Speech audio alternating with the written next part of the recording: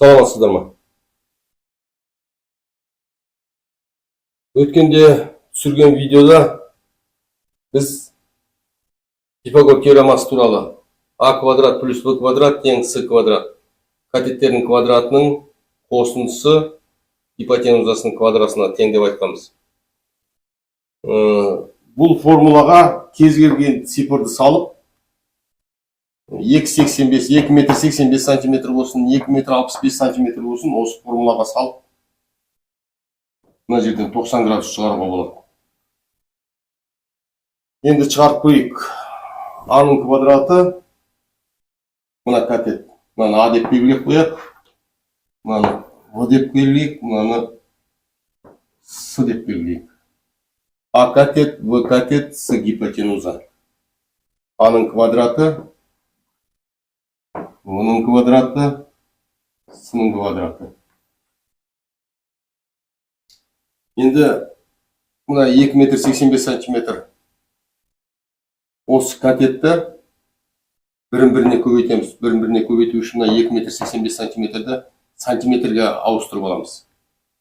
Бұнда 285 квадраты тең 265-тің квадраты 265-тің квадраты тең. Қазір мына квадратын шығарып қосқан кезде гипотенузасының шығады. Гипотенузасын біз кореннен шығарамыз. 2-ге бөлеміз. Енді 285-ті 285-ке көбейтіп көрейік. 285 көбейтілген 285 тең 281.225. 81.225.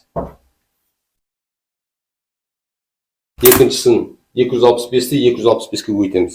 265 көбейтілген 265 тең 70-225 шықты. 70-225. Екеуісінің квадраттарының қосындысы гипотенузасына тең. Біз енді гипотенузасын шығарып жатырмыз, өйткені гипотенузасы бізге белгісіз. 70-225-ке 81-225 қосамыз. Плюс 81-225 тең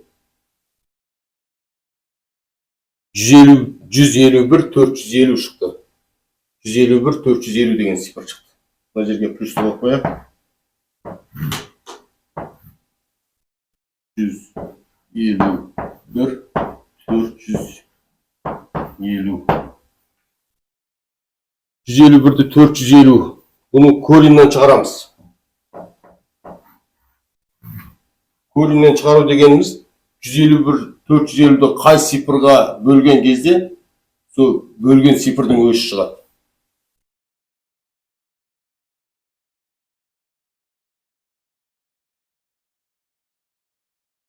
151-450-ді кореннен шығару үшін мына жерде коренді баса саламыз. Сонда 389 сантиметр шықты. Арқарда 1 миллиметр. 389-ды метрге айландырғанда 3 метр 89 сантиметр шықты.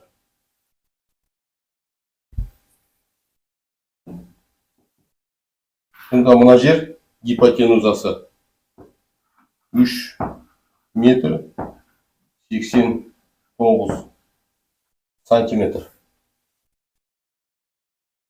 Мына жерден 90 градус шықты деген сөз. Енді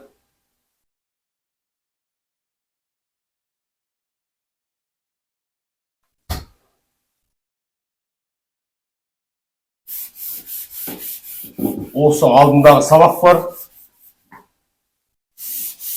Қазіргі сабақ бар.